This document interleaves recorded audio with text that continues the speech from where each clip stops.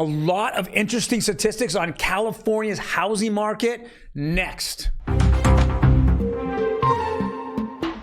Welcome everyone to Real Estate Daily. My name is Troy, and every day we go over the latest news in real estate, housing, and the mortgage markets.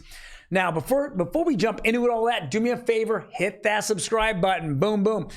We're on a little bit of break for the last 4 or 5 days. Not a whole lot of news going on. In fact, not a whole lot of people even caring about the housing market at this point. It looks typically in our industry that the second to third week of January, you start to see people being interested again. But right now, the first week of January, a lot of people are still have the holiday hangover, if I want to call it, and they're still trying to get past that and get back in the work routine. Schools are still pretty much out, so kids are at home still. Those are the routines that we've been broken for the last month. We're going to get right back into in 2023.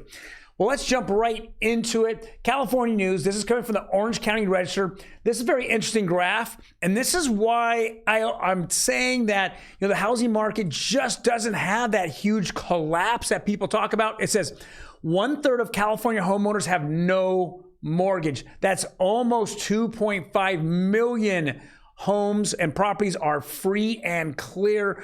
This is a huge number. Nationwide, it's about 40+%. So we have so many people that don't even have a mortgage.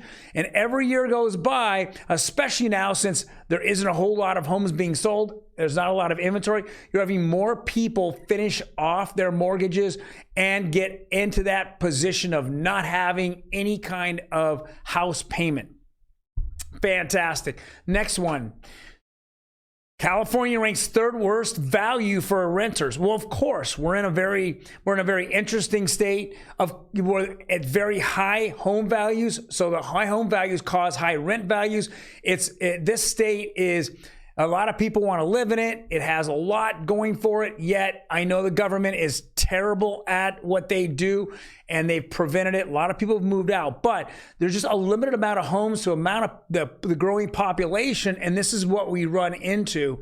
Now, I believe it's probably the worst because there's certain cities in California, including Los Angeles, San Francisco, that have had rent freezes now for years, meaning you couldn't even raise rents.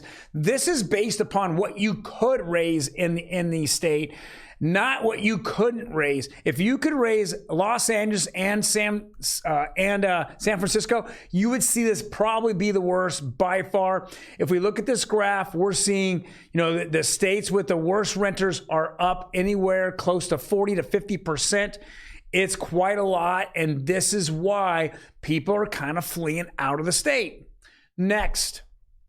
This is from DS News, and this is a very positive article. It says overall mortgage performance improves in Q3. What that means is that there's a lot less people behind on their mortgage, and we're seeing that. It says the OCC Mortgage Matrix report, the third quarter shows that 97.2% of mortgages, including the report, were current or performing at the end of the quarter compared to 95.6% a year earlier. Wow. So we're seeing more people out there with jobs that are keeping their mortgage current. That is a fantastic number, and it's fantastic to see. Next.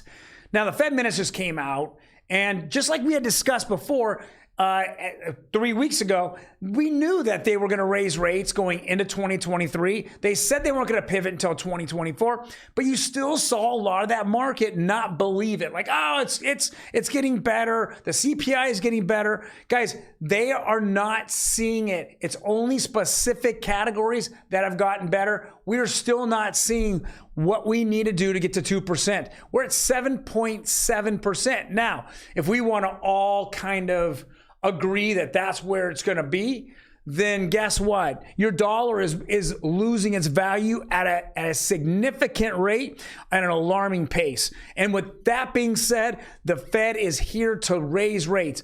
Now, everyone's predicting a 0.25% interest rate hike on February 1st, the next time the Fed meets. I don't think 50 basis points are out of play at this moment. It's all going to come down to different factors such as consumer spending over the holidays.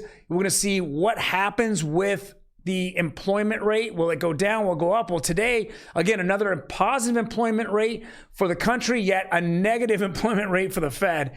How funny is that? We understand the Fed is here to destroy your wealth and to make you potentially, unemployed. That's their job. If you're unemployed, you're not going to spend money. Yet we have an open border. We have all these people flooding over, and they're all consumers, and they're consuming. Guys, it doesn't make any sense. Nothing here makes sense. When you're looking at the administration beat their chest about the CPI going down, well, if the border was the way it should be, actually, what do you get? You get a better CPI number, and you get the Fed, raising rates on a slower pace. In fact, even pivoting possibly, but you're not going to see it until you have consumers stop spending. And the flood of people over the border is one of the problems that continues to show consumer spending is up. And of course, the last thing we want to talk about is interest rates. We're seeing basically again flat. I mean, the 30-year FHA went down about 4 basis points, but really the conventional is flat, 15 years flat. We saw a huge drop in jumbo last week. So we're continuing that pattern, but in reality, we're just seeing it kind of stay where it's at. Going into the new year, I think, like I said before, my prediction on Friday was that we're going to see rates just kind of stay where they're at. I will see it slightly go up, but ultimately it's going to stay where it's at unless the Fed does big number tightening like 75 basis points or 50. It's going to shock the market, and we're going to see it. Also, like I said last week, if there's a black swan event, that could happen. And there's going to be many of those black swan events. I went over it, but that could actually see interest rates explode as well. Well, guys, thank you very much for joining us today. Very first show of 2023. We're back and stronger than ever. This is more crucial. This information is more crucial than it ever was, especially if you're out there looking to refi, out to purchase as well, or just in general. I want to know about the market, and I'm tired of hearing the media say that we're completely in a collapse mode. This is the place to be. Well, guys, thank you very much, and you have a fantastic Wednesday. I will see you tomorrow.